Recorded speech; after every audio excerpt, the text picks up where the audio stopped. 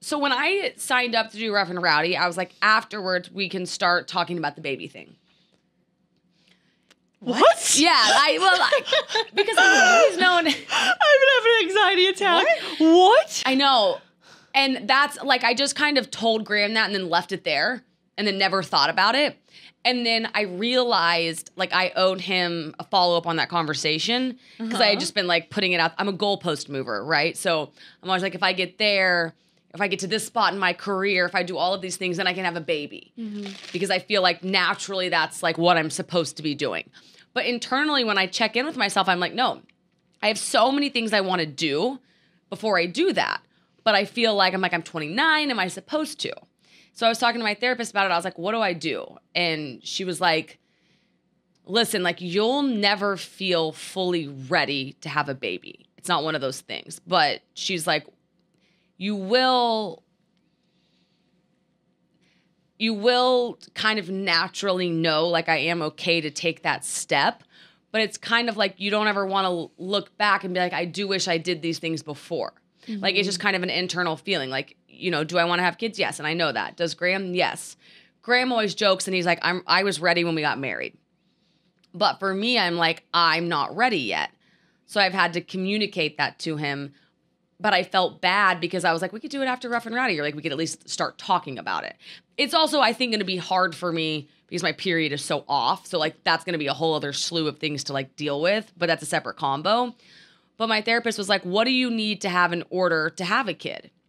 And I was like, I don't know where I'm going to live. I don't know, you know, like I'd have to move apartments. Where do I want to be in terms of my career? Like, it would be weird for me to be pregnant up here by myself. Like neither of our families are here. And she was like, none of those things actually have to be solved. Like you can do life first. Like you can do these natural steps you want to. Like you're so okay taking a risk when it comes to work, moving cities, all of those things. But like you're not okay in this scenario.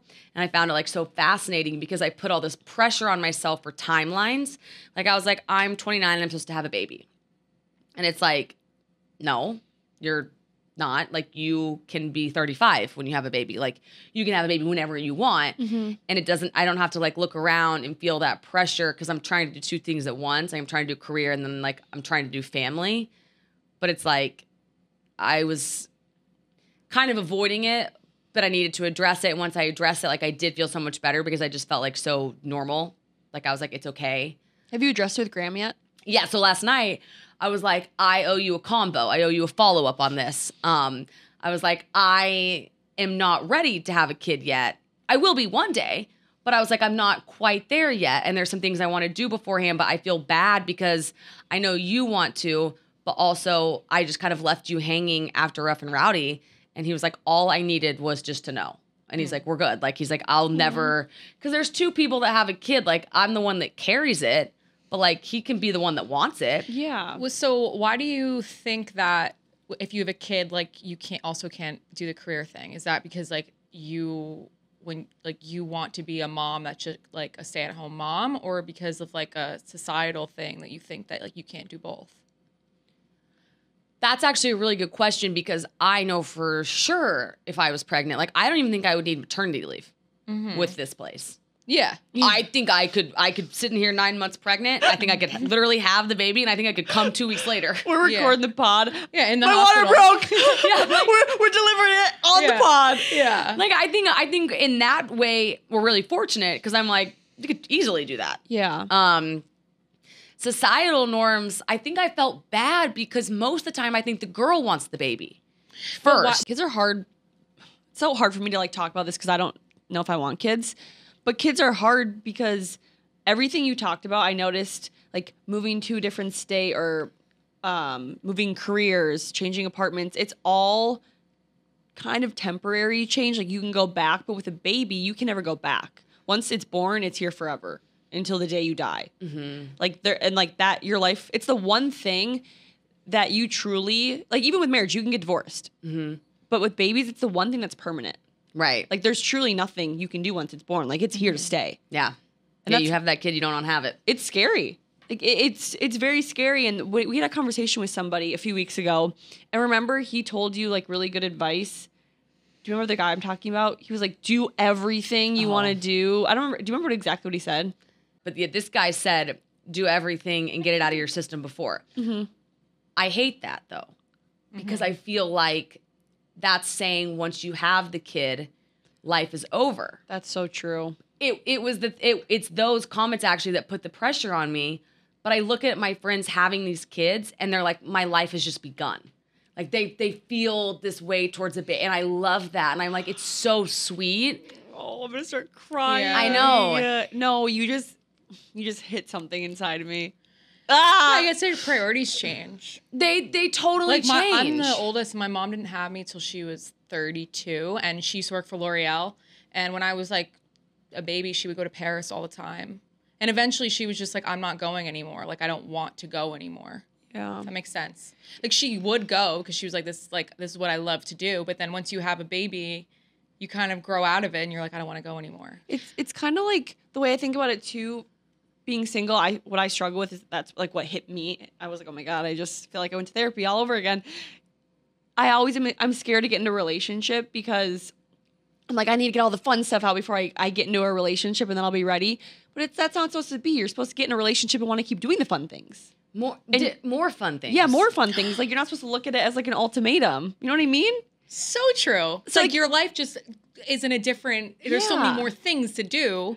Doesn't mean things are gone. Yeah. It's just like more elements. It's like when Harry met Sally, it's like when you meet the person you want to spend the rest of your life with, you want the rest of your life to start right now. Yes, that's how my friends are with these babies. Yeah. They're like, I don't know how I knew life before you. So I have crying. It's so crazy. I do think though that maybe this you guys just taught me this. My mom gave up everything. Like she wanted to be a mother, and so I watched her give up everything to have me and my brother, which was phenomenal as a child. It's not how I see me doing it.